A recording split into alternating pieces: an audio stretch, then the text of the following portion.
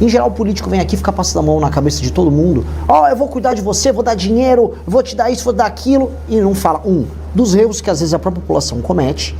E 2, dos problemas reais. E 3, de como esses problemas são difíceis de resolver. E eu quero fazer isso, eu quero resolver o problema daqui. Porque fora do Maranhão, em outras cidades, eu estive em Paraná, Santa Catarina, as pessoas falam, o meu dinheiro aqui da Santa Catarina vai pro Maranhão e é mal administrado. E as pessoas não olham como é que é o Maranhão. E eu entendo que as pessoas têm uma raiva de pagar impostos e impostos serem mal gastos em outro lugar. Mas do outro lado, como nós vamos fazer para desenvolver o Maranhão? E eu fui pro sul, eu fui pra região de Imperatriz, eu vi muita coisa pujante, falei, nossa, tem como estourar. Vindo aqui pro meio, você vê que já não é tanto agro. Aqui é uma cidade mais comercial, aqui é um entroncamento comercial. Aqui perto tinha Santo Antônio dos Lopes, tem talvez o maior complexo de termoelétricas do Brasil. Um complexo potente que gera arrecadação, mas não está gerando vida melhor para as pessoas. Como gerar vida melhor para as pessoas? Qualidade de vida, dinheiro, renda. As pessoas não precisarem depender de auxílio, de bolsa nenhuma aqui no estado. Esse é meu desafio. E eu estou crescendo porque eu estou falando desses assuntos sem querer fazer amigos. Eu estou só falando a verdade. Vou fazer inimigo, mas talvez algumas pessoas concordem. Porque tem muitas vezes que o assunto, quando ele é aberto o leque para a pessoa ter aquela consciência, talvez incomode. Lógico. Você falou uma coisa muito importante que eu sempre admiro quando o político pensa dessa maneira e quando o político realmente coloca em prática. Você não quer, caso seja eleito presidente da República, você não quer fazer o que você quer, mas você vai fazer o que o povo quer.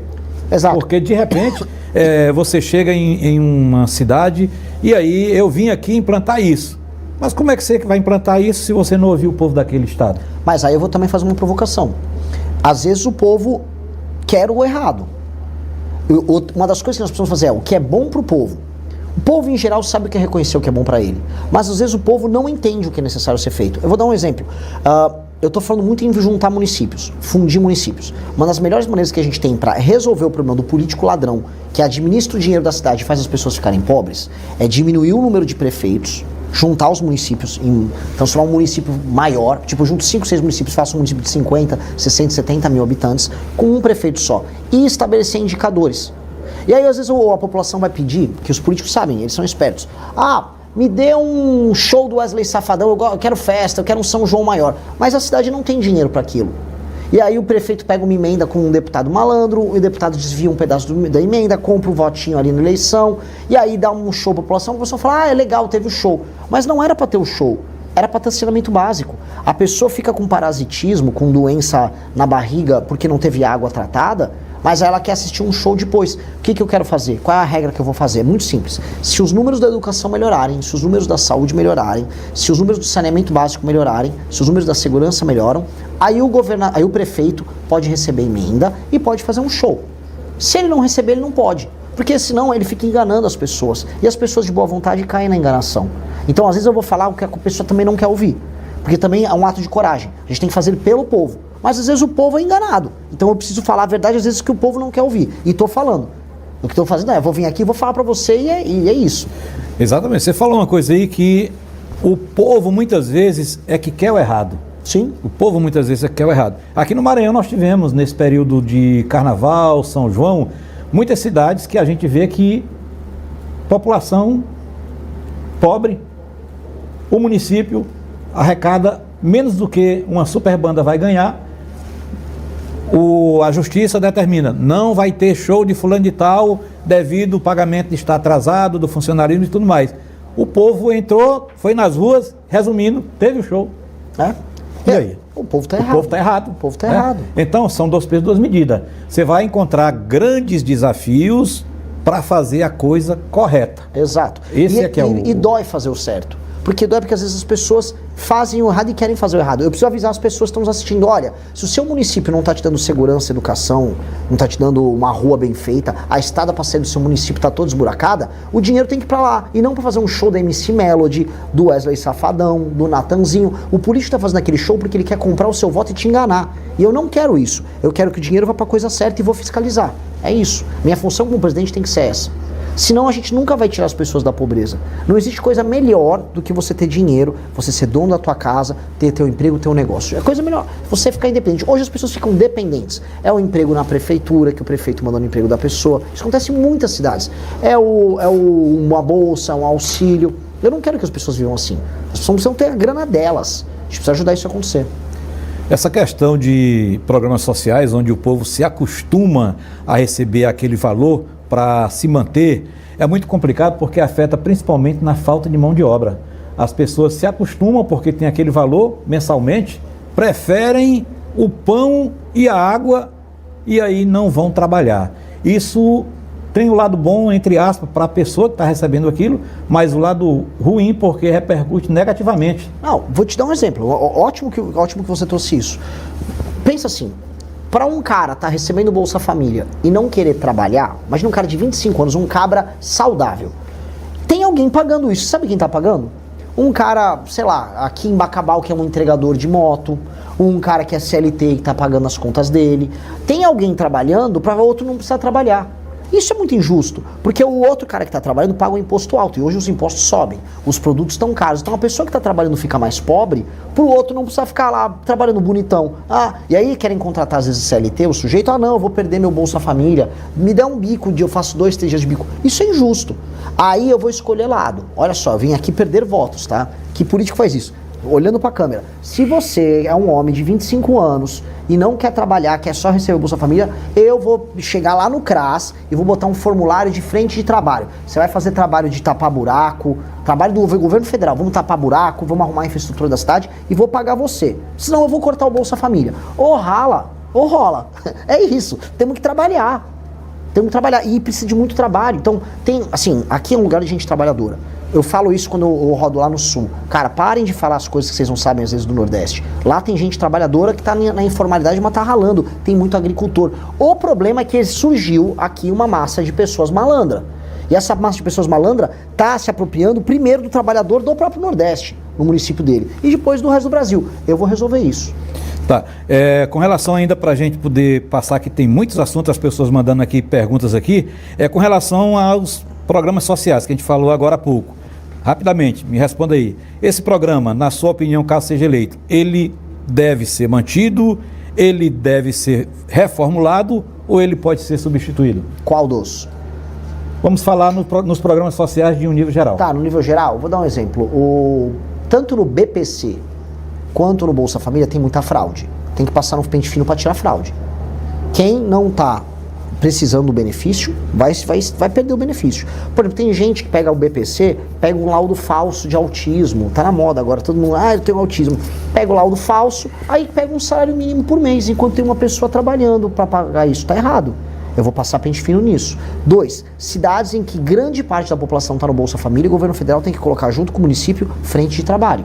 Estabelece frente de trabalho, aí a pessoa, vem trabalhar 4 vezes por semana, 3 vezes por semana, eu te pago um valor maior que o do Bolsa Família, aí você trabalha por hora junto com o governo. Vamos recapear essas ruas, vamos fazer um trabalho de instalação de poste elétrico, especialmente os homens, porque às vezes a mulher é casada, tem uma criança, aí tem que cuidar da criança em casa, mas e o homem de 25, 30 anos de idade que quer receber um Bolsa Família e às vezes faz um bico? Não, esse eu vou botar para trabalhar.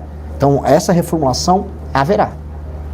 Então, tem jeito, você observou aqui que o programa, o projeto e as ideias do nosso convidado, Renan, caso seja eleito presidente da República, tem jeito dos programas sociais continuarem, mas desde que cada um dentro da sua normalidade. Sim. Renan, acompanhei aqui alguma coisa e você falou uma frase que chamou muita atenção e, ao mesmo tempo, também causou preocupação. Prendeu, matou. Prendeu, matou. Tá? Eu vou lhe contar rapidamente o que aconteceu aqui no nosso município. Eu tenho que falar da minha realidade, porque Lógico. É o que nós vivemos, né? Uma mulher, ninguém sabe se ela é doente mental ou se foi para se aparecer, chegou na delegacia aqui de Bacabal e fez uma denúncia contra um cidadão, que o cidadão estaria ameaçando ela, isso, aquilo, outro. Resumindo, o cidadão passou 7 dias preso. E nós, como imprensa, porque nós que trabalhamos aqui, a gente já sabe quem é malandro, quem não é, até rapidamente daquele.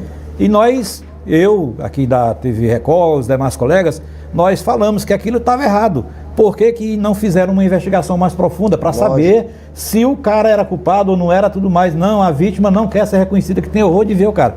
Resumindo, o cara inocente, o cara ficou 7 dias preso, foi solto e depois a mulher veio simplesmente pedir desculpa. Prendeu, matou. E aí? Pois bem, o Prendeu, matou surgiu como um grito.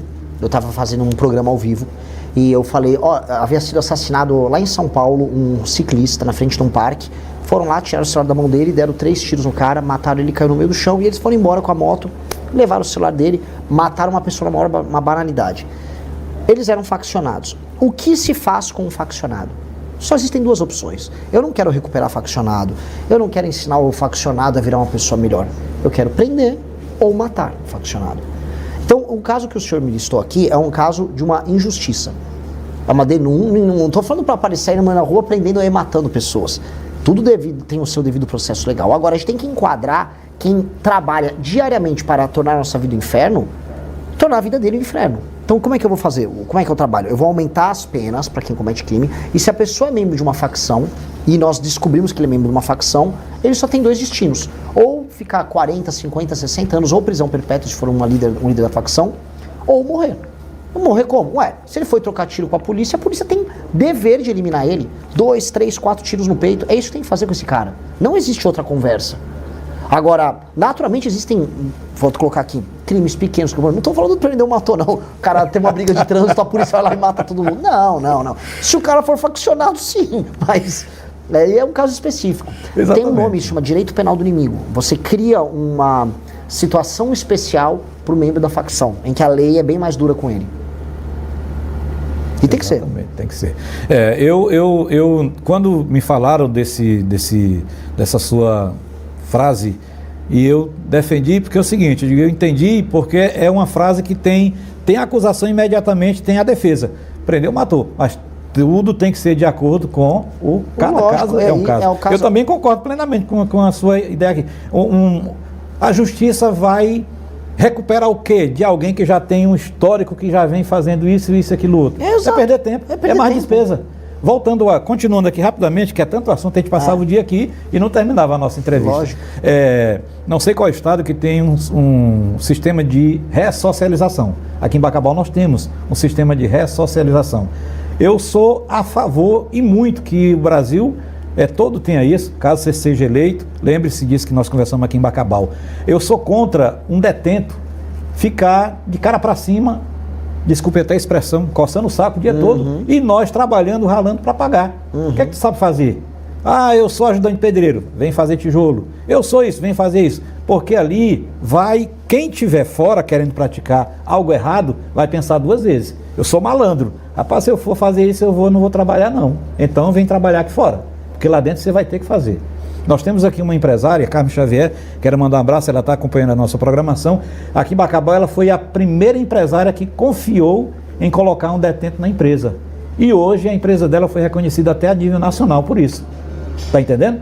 Que a gente tem receio. O fulano e tal é presidiário, ex-presidiário. A gente já fica, opa, guarda meu celular. Mas não, ela deu essa chance e está dando certo. Bacabal hoje tem um centro de ressocialização que vem para colocando as pessoas para detentos. Para o detento. Para detentos. Não, legal, eu gosto. Ele está lá, mas ele vem, passa o dia trabalhando e retorna. Mas retorna isso aí mesmo? retorna. E vai diminuindo mas para crimes de Não. Aí tem todo um estudo, perfil da pessoa, porque também você não vai botar qualquer um. É isso que eu falar. Para mim, um criminoso violento de periculosidade, membro de facção, não. Ele tem que, na verdade, trabalhar dentro da cadeia, tem que ter um espaço para trabalhar. Aí cada caso é um caso, é por isso que eu estou te falando. Agora, caso haja um centro de ressocialização, porque você sabe, malandro é malandro, certo? Então, no momento que ele souber que naquele local ali, ele vai ter que trabalhar, ele vai pensar 2 vezes. Sim. É tipo, como você falou, prendeu, matou. O cara vai pensar, pai, Deus me defenda. Não, vou ter que trabalhar, vai ficar maluco. Pois é. O vagabundo, e você falou uma coisa que é muito boa. O vagabundo, antes de tudo, tem que ter medo. A coisa que mais convence um vagabundo a não cometer um crime é medo de ser pego, e caso ele seja pego, ele tenha que ficar trabalhando na cadeia e ficar muito tempo lá na cadeia. Isso é uma desgraça. Então a gente tem que demonstrar que o governo vai prender, e lá na cadeia ele tem que ralar, porque eu acho o seguinte: tinha agora o auxílio detento. Uma página seguinte, você que está me assistindo foi assaltado em casa. Você foi assaltada. Aí o assaltante, ou foi assaltado na rua, botou o celular. Se o assaltante vai preso, a família dele recebe um auxílio, e você que foi roubado, não. Isso é tudo o contrário. No Brasil, uma vez eu fui contar para uns americanos isso. Explicaram: no Brasil tem um auxílio detento, os americanos começaram a chorar de rir. Eles, mas vocês são malucos? Eu falei, essas coisas no Brasil. Até o Lula agora está desistindo do auxílio detento. Pois bem, o presidiário, uma das coisas que ele tem que fazer, a parte da produção dele, que é pago por uma empresa, né? Uma empresa usa a mão de obra dele. Isso. É para mandar para a família da vítima, não para ele. É para a família da vítima. A família da vítima tem que ser ressarcida pelo trabalho do cara. O cara tem que ficar muito tempo na cadeia e ele tem que ficar o tempo todo lembrando que ele está pagando a conta do crime que ele cometeu. E aí a vítima, que foi roubada por esse cara, ou que teve um parente, sei lá, assassinado, a vítima vai falar: bom, estou me sentindo justiçado, né? O governo pegou esse vagabundo, o vagabundo está trabalhando, o dinheiro está chegando aqui para me ressarcir. As pessoas têm que ter essa sensação. Se a pessoa sente que ela vive uma sociedade justa, a pessoa fica mais feliz. Exatamente. A vítima, sempre a vítima. Agora nós vamos falar sobre educação. A educação, ultimamente, ela vem passando por várias transformações. Com relação à escola cívico-militares, Bacabal tem agora 2 colégios militares, tinha um, agora nós temos outro em outro bairro. E com a escola militar, a gente observa que o alunado sai preparado para a vida. Houve boatos de que o colégio militar iria ser banido do nosso país. Caso o senhor seja eleito, o senhor apoia a expansão desse modelo, o colégio militar, ou também era de acordo com a extinção do colégio militar? Eu gosto de colégio militar. Gosto, vi experiências boas em Goiás, vi em São Paulo, vi no Paraná. E estou feliz que se tem aqui no Maranhão, gosto. Temos 2, da militar e bombeiros. Eu quero expandir. Qual o desafio da expansão? Um colégio militar ele custa mais caro. Ele é melhor, mas ele custa mais caro. Agora, o que nós podemos fazer é, onde não dá para ter uma escola militar, é ter o meio termo, ter a presença da polícia militar na escola. Eu vou te contar uma coisa que é bem legal. Os índices, os resultados de desempenho escolar de um aluno que vem dessas escolas, ele é superior. E a pessoa sai mais...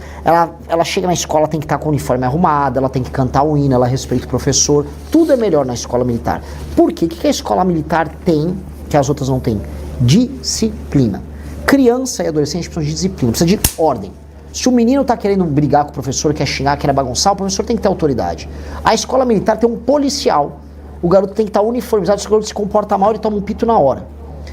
Isto precisa ter em todas as escolas.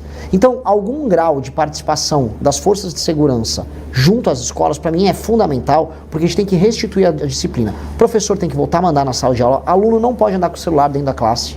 O celular tem que ficar guardadinho. Para mim, nem rede social menor de 14 anos tem que ter. Tem que ser proibido. O professor tem que poder repetir de ano o aluno que está indo mal. Porque o aluno não pode achar que é várzea, que ele vai, não faz a aula, xinga o professor e aí passa de ano. Pô, a gente tá formando. Aí você forma vagabundo. Isso vira uma fábrica de vagabundo. E um menino que não tem a presença paterna, que costuma ser o cara que é filho de uma mãe solteira, que o pai não deu atenção para essa criança, ou seja, pai vagabundo que não liga para a criança, este menino tem que ter uma atenção especial, porque ele é o cara que acaba indo pro crime. E é ele que a gente tem que evitar de ir pro crime. Então, se a gente faz isso em todas as escolas, a gente sobe o nível das escolas, porque o grande problema das escolas são vários. Método fônico, problemas de alfabetização que tem que voltar a ser resolvidos, mas a falta de disciplina, no fundo, é tudo. Se a gente estabelece isso, melhora todas. Então eu vou nesse caminho. Com certeza. E aqui, ainda continuando aqui com relação à educação, o senhor é a favor ou contra as famosas cotas para acesso em universidades, em concursos?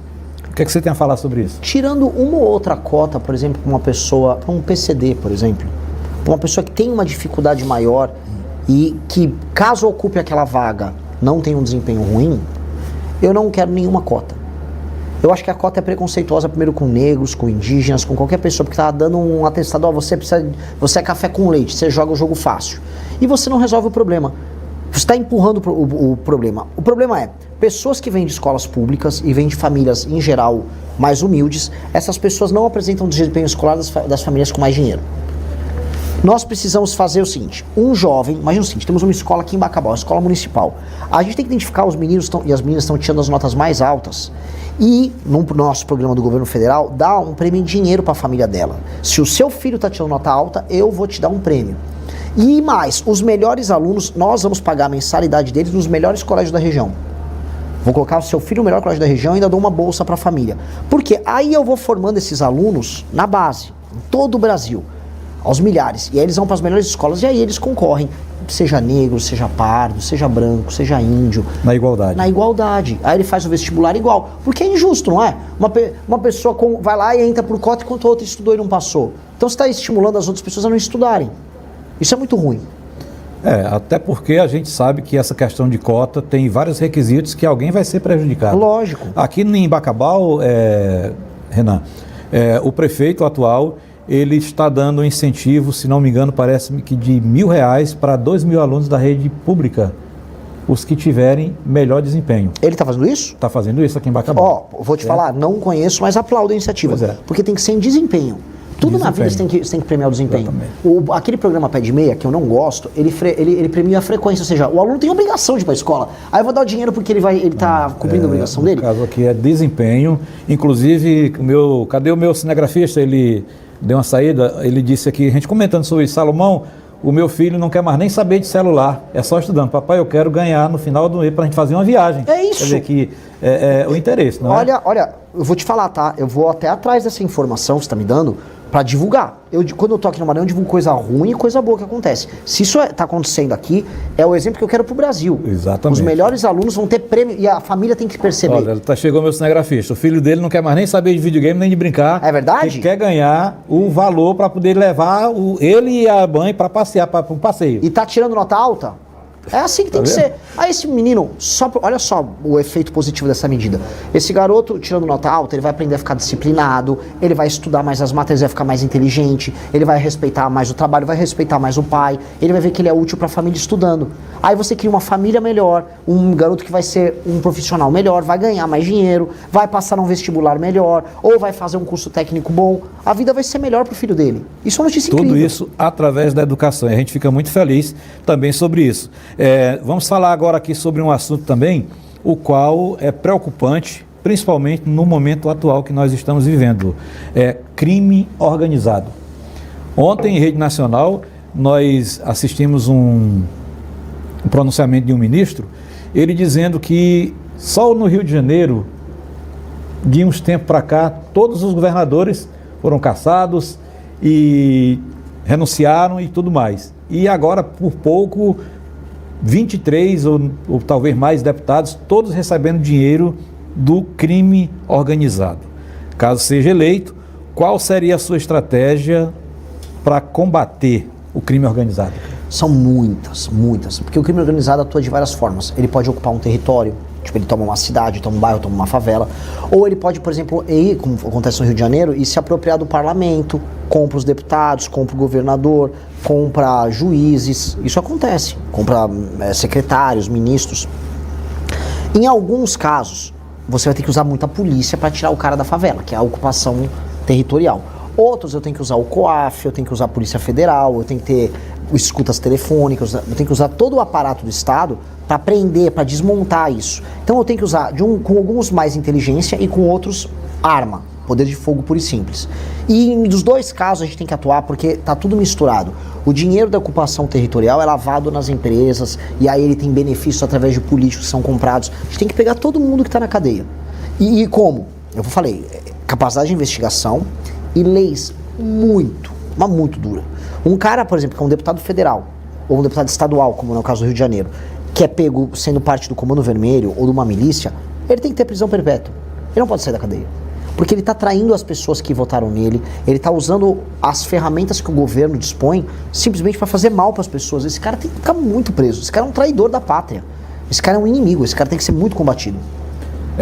Hoje ele nem vai preso. Hoje esses caras nem presos são. Exatamente. Então são coisas que vai ter que cortar na carne. E vai... Mas eu quero essa guerra. A guerra. Nós precisamos dessa guerra. Se é pro bem? Lógico. A gente vai agora falar para uma coisa bem nossa aqui. Refinarias no Maranhão. Eu vi através do meu amigo Jeff, fiquei curioso e fui conhecer um pouco mais aqui, você falando sobre o potencial que o Maranhão tem com relação a refinarias, com relação a muitas coisas. Caso o senhor seja eleito, como é que seria feita uma avaliação dos projetos, os quais nem chegaram a ser concluídos aqui no Maranhão, como a refinaria Premium, que foi divulgada, a cidade de Bacabeira, ela passou assim por uma mudança, todo mundo gerou aquela expectativa e de repente a refinaria não saiu do papel. Cara, o que mais a gente tem aqui no Brasil são obras que são anunciadas, são comemoradas e se tornam elefantes brancos largados. Eu visitei um exemplo contrário, que foi lá perto de Balsas, que era uma refinaria de biocombustível. Eles pegavam o milho da produção local e transformavam ali mesmo em etanol e exportavam pelo porto de Itaqui. Esse vídeo aí que tá aparecendo na tela. Qual é a sacada disso? Você está pegando o grão, porque se eu produzo o grão numa fazenda, um milho, e eu vendo só o milho puro, não tem muito valor. Agora, quando eu transformo em combustível, vale muito mais. E quando eu exporto, vale muito mais. Aí sobra muito mais dinheiro aqui para o país, aqui para o estado do Maranhão. E para as pessoas, você vai ter gente trabalhando na refinaria, engenheiro químico, um garoto fez um curso técnico no Senai, está operando uma máquina, depois ele vira o chefe do setor. Ou seja, todo mundo ganha dinheiro e o lugar fica melhor. Na região toda do Mato Piba, mas isso inclui aqui o Maranhão também, tem que ter muita usina disso. Especialmente nessa parte do centro-sul do estado.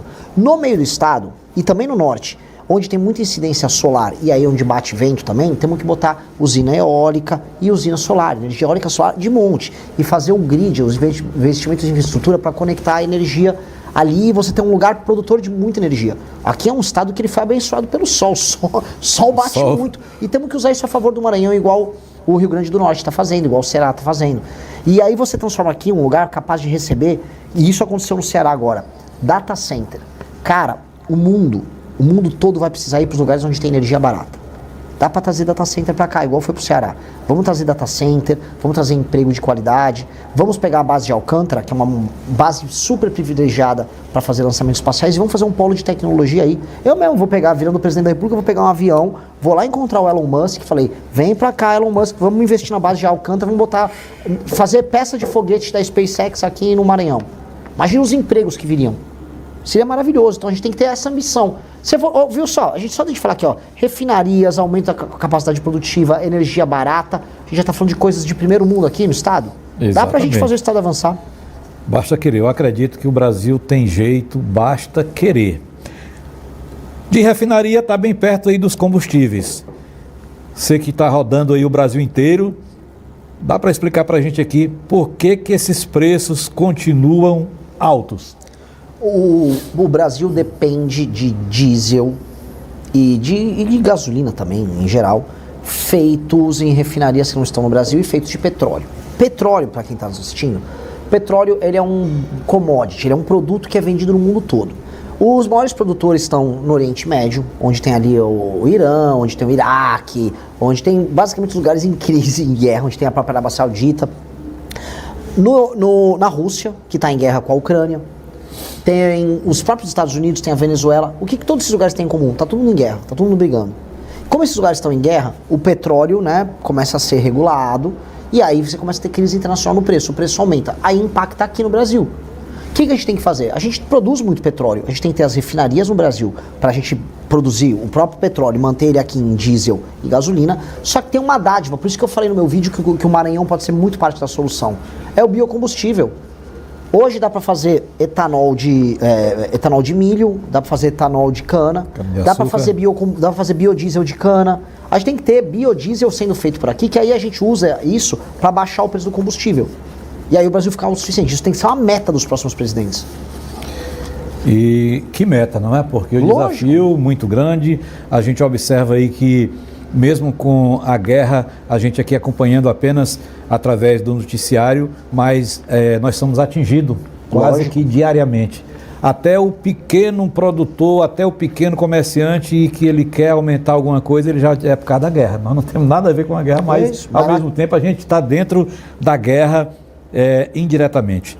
E outra guerra que estamos tratando, Renan, é sobre a vulnerabilidade do INSS.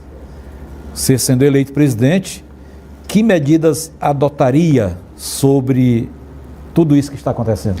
Olha, o escândalo do INSS, ele começou já há mais de 10 anos e ele acelerou muito agora no governo atual do Lula. É um escândalo bizarro. Tem, né, o Everton Rocha aqui do Maranhão envolvido.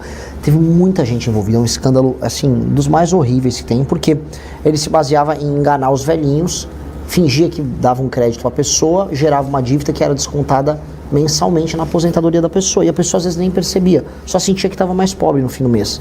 Então, Eu volto a colocar o que eu falei no começo. Aumento de penas. A gente precisa aumentar muito as penas para os envolvidos. 2, o COAF e a Polícia Federal têm que atuar de maneira independente, porque aí eles conseguem pegar esses esquemas. E 3, a ideia do crédito consignado, infelizmente no Brasil, vai precisar de alguma regulação, porque tem muito velhinho sendo enganado. Liga uma pessoa oferecendo crédito consignado, as pessoas já devem ter visto isso em casa. Alguém que está nos assistindo já deve ter visto. Liga lá e fala, você quer 10 mil reais na conta agora? A pessoa, quero, quem não quer? Não, fica tranquilo, é só vou te mandar um formulário. Clica aí, aí a pessoa clica, aí ela contrai uma dívida com juros altíssimos. Eu vou dar uma dica para quem está nos vendo. Crédito consignado não tem risco para a pessoa que dá o crédito. Ou seja, a empresa que te liga, o dinheiro que ela vai receber da aposentadoria é o dinheiro certo, que o governo que está pagando vai pingar. Então ele nem devia te cobrar juros, não tem risco.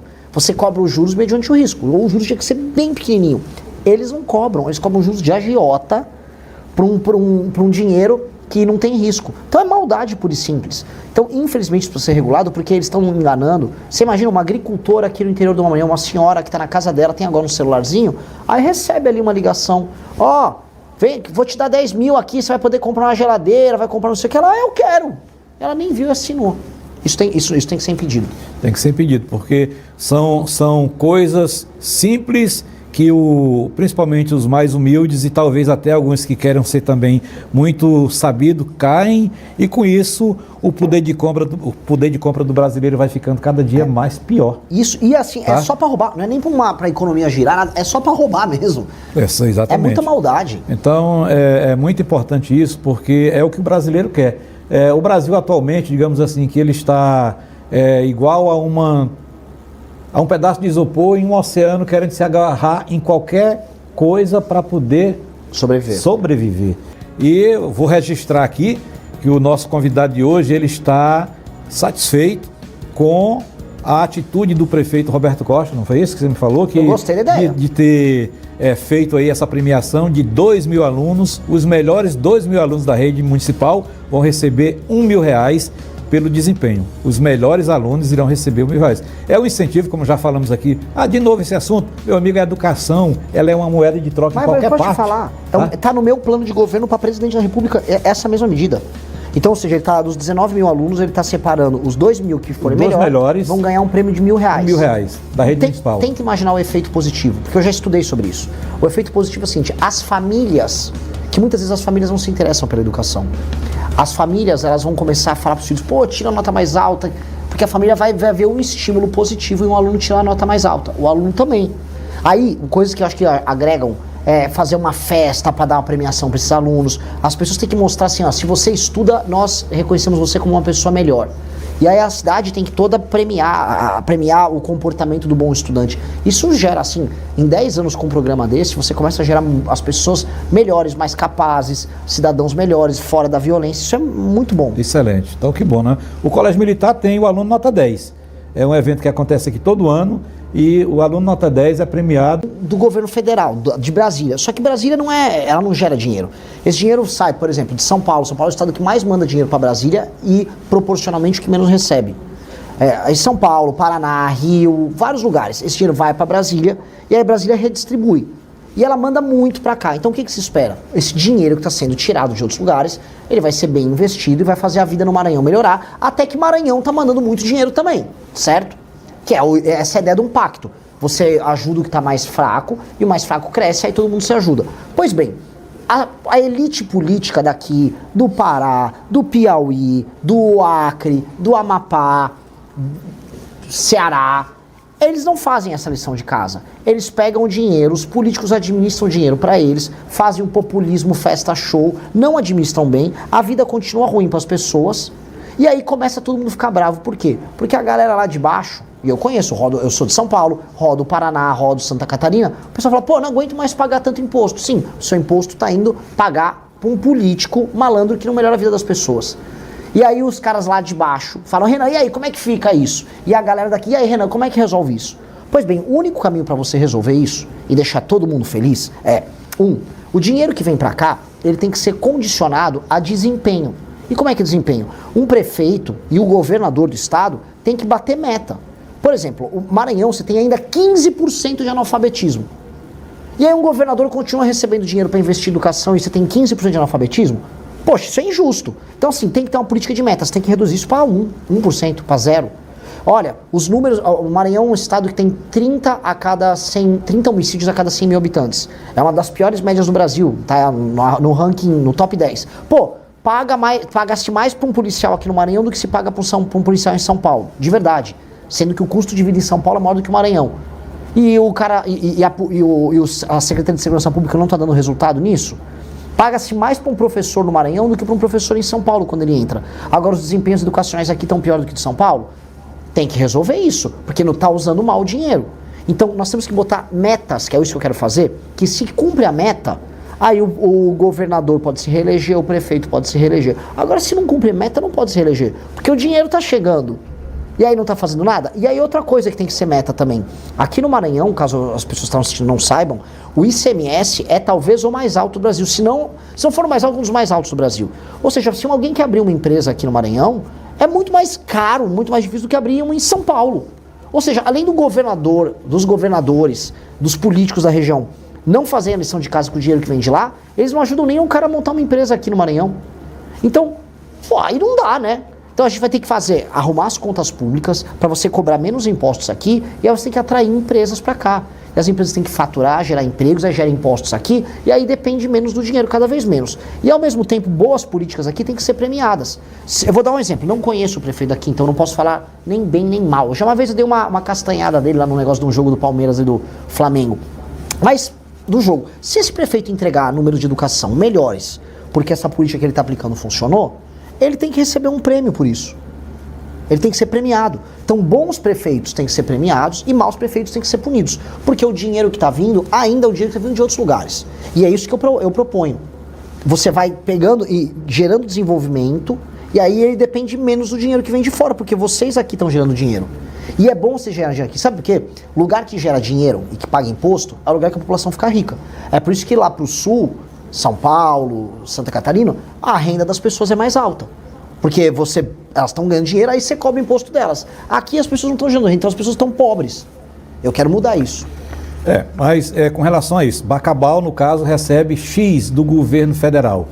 As cidades que vêm buscar o serviço aqui em Bacabal, elas recebem também. Não seria a hora desses municípios, o qual Bacabal administra, também fazerem parte tanto do prejuízo como também da renda que Bacabal recebe, porque Bacabal recebe X, não sei quanto recebe, mas nós temos que ver que as cidades que circulam aqui, todas vêm buscar aqui o de Bacabal, e no entanto as cidades também estão recebendo alguma coisa do governo federal. Eu acredito que tem que ter o contraponto para que a coisa possa se encaixar. Isso é uma reclamação recorrente em vários lugares. Ou seja, você vai acabar uma cidade polo e aí ela vai ter, vamos dizer, na parte do sul, a parte de segunda e terceira complexidade aqui e as outras cidades usam ao redor.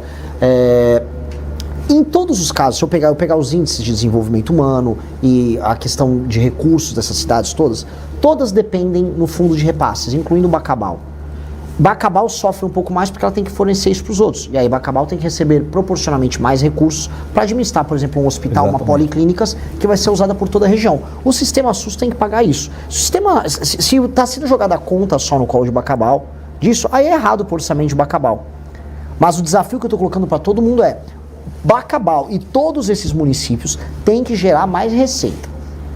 Porque por enquanto o Maranhão está muito para trás do resto do Brasil, porque não estão gerando receita. E gerar receita nós temos que ter atividade produtiva, as pessoas gerarem grana, porque aí isso vai pagar tudo. E aí uma cidade não vai ficar brigando com o Bacabal, eles vão ficar querendo levar a coisa para a cidade deles. Exatamente, entendeu? Não ficar na dependência. Lógico, não pode ser. Não ficar na dependência. Renan, estão me dizendo ali que o tempo está quase chegando aqui, quando nós vamos ficar aqui mais alguns minutinhos. Antes da gente encerrar, eu queria falar, é muita coisa para fazer pelo Brasil, é muita coisa para mudar pelo Brasil. Você sendo eleito, 4 anos, dá para fazer tudo isso? O principal dá. Destruir o crime organizado no Brasil, mudar as leis penais para que bandidos fiquem presos pro resto da vida dele, que gente que te assalte, gente que rouba a tua casa, sofra bastante. Isso dá para mudar. Para acabar com facção, dá para acabar. Para fazer o que você não precisa ter muro na tua casa, dá para acabar.